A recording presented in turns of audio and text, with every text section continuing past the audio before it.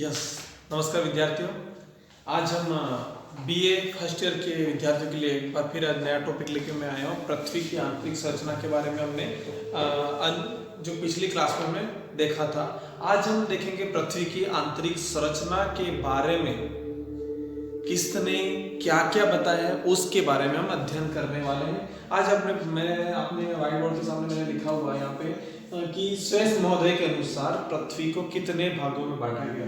ठीक है, इन स्वेस जो महोदय थे उनके आधार पे उन्होंने पृथ्वी को 3 भागों में बांटा गया। कितने भागों में बांटा गया? 3 भागों में। कौन कौन से भाग हैं? तो ये है हमारे सियाल, सीमा और नीफे। ठीक है, मैंने शॉर्ट में कुछ लिख रखा है और जो आपको दिखाई भी देगा।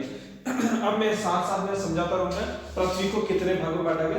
पृथ्वी को 3 भागों में आंतरिक संरचना के आधार पर, जो रासायनिक संरचना के आधार पर भी 3 भागों में बांटा गया पृथ्वी को। ठीक है, आगे हम देखें कि यह बताया गया कि पृथ्वी में धीरे धीरे ठंडी होकर वो जो वर्तमान का जो अभी रूप है, ठोस रूप, वो रूप बना। ठीक, इसके बाद हमारे जो 3 भाग हैं आंतरिक संरचना में,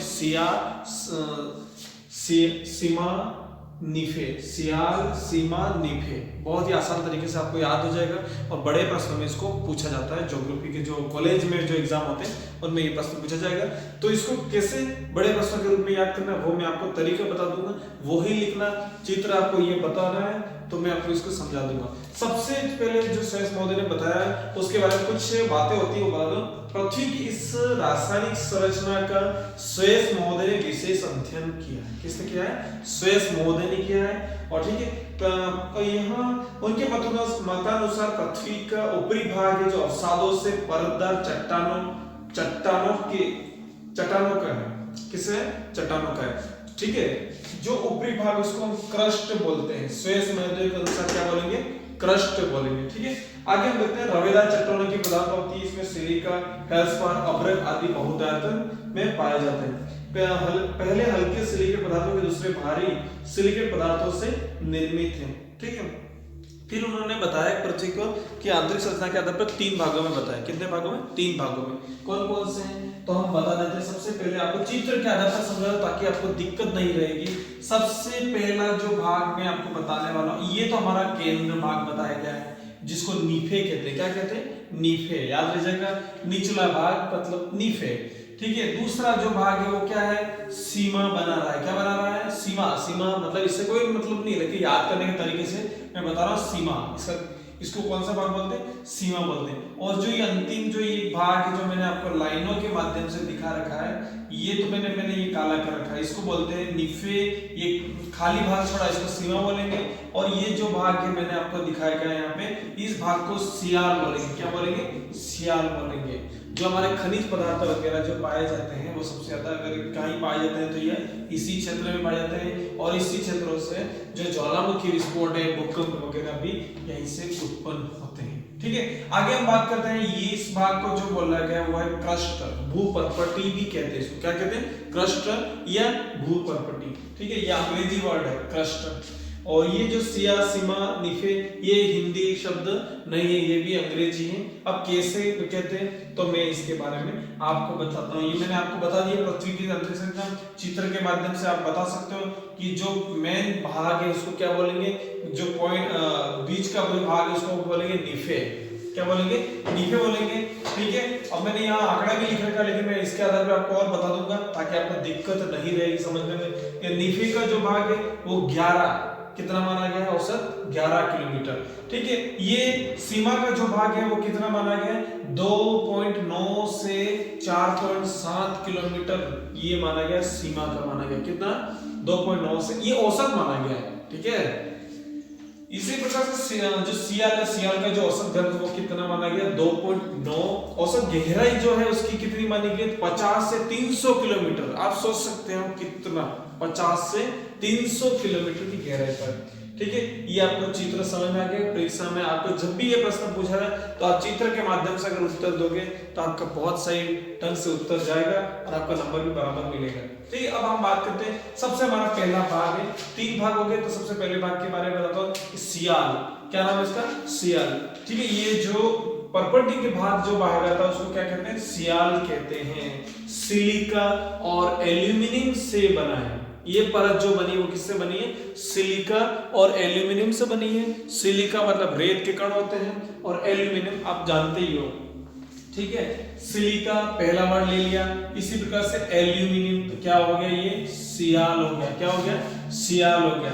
इसी प्रकार से ये उसकी औसत जो इसकी औसत घनत्व है, घनत्व कितना है? तो 2.9 और औसत गहराई कितनी है? 50 से 300 किलोमीटर है, ठीक है। और यह सिलिका और एल्यूमिनियम से बना है।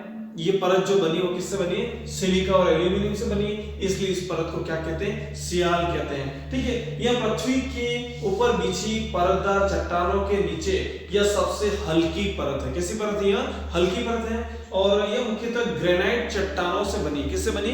ग्रेनाइट जो चट्टान है उनसे बनी है, ठीक है। आप सोचोगे पेंसिल में ग्रेफाइट आता है, ग्रेनाइट नहीं आता, ठीक है। तो जैसे आगे मैं बता दूं, ग्रेनाइट की इस परत में सिलिका और एल्यूमिनियम, मैंने आपको पहले बता दिया, सिलिका और एल्यूमिनियम की मात्रा पाई जाती है, ठीक है। सिलिका से Si लिया गया, एल्यूमिनियम से Al लिया गया और दोनों के मिलने से कौन सा शब्द बना? सियाल बना, ठीक है। महाद्वीपों की रचना में इसी सियाल को माना जाता है। क्या माना जाता है? यह मुख्य इसको माना जाता है, ठीक है। आगे हम बात करते हैं इसका औसत घनत्व, मैंने आपको बता दिया 2.9 और आगे हम बताते हैं इसकी गहराई जो है 50 से 300 किलोमीटर इसकी क्या मानी गई है? किलोमीटर गहराई, ठीक है। अगली हम परत बात करें तो वो है हमारी सीमा परत। कौन सी है? सीमा को मैंने आपको खाली भाग में बता दिया है। इसके औसत घनत्व है 2.9 से 4.7 और इसकी गहराई है वो 1000 से 2000 किलोमीटर, 1000 से 2000 किलोमीटर। सीमा का नाम सीमा क्यों कहते हैं? यह सिलिका और मैग्नीशियम से बना है। किससे बना है? सिलिका और मैग्नीशियम से बना है, सिलिकॉन, ठीक है। इसलिए इसको क्या कहते हैं? सीमा कहा जाता है। ग्रेनाइट चट्टानों से निर्मित यह सियाल एक मध्यवर्ती परत है और इसमें सिलिका और मैग्नीशियम की मात्रा पाई जाती है, इसलिए इसको क्या कहते हैं? सीमा कहते हैं। इनका पहला वर्ड सिलिका Si और मैग्नीशियम से लिया गया तो Ma लिया गया, इसलिए इसका नाम क्या होता है? सीमा हो जाता है। और मैंने इसकी गहराई बता दी, ठीक है। यहाँ उमड़कर बेसाल्ट का साधन भी, जो बेसाल्ट बोलते हैं वो साधन भी यही माना गया है, सीमा में माना गया। हम अंतिम परत की बात करते हैं, वो है निफे, जो गहराई में होता है। निफे की जो औसत घनत्व वो कितना? 11 है और इसमें निकल और फेरियम Ni और Fa से क्या बन गया? निफे। ये जो शब्द बना है वो निफे बना, आपको याद रह जाएगा, भूलोगे नहीं। और इसी परत का निर्माण बहुत ही कठोर और भारी पदार्थों से हुआ है।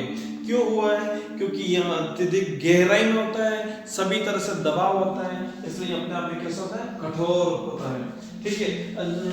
इस तरह से पृथ्वी की अंतिम परत में लोहे की प्रधानता होने से उसमें चुंबक के गुण विद्यमान है। किसके गुण विद्यमान है? चुंबक के गुण विद्यमान है, इसलिए यहाँ अंतिम परत और दबाव के कारण से अत्यधिक कठोर चट्टान है, ठीक है। जैसे मैंने आपको बता दिया सियाल, सीमा और निफे के बारे में, ठीक है। ये हमने स्वेस मॉडल के अनुसार पृथ्वी की बांटा।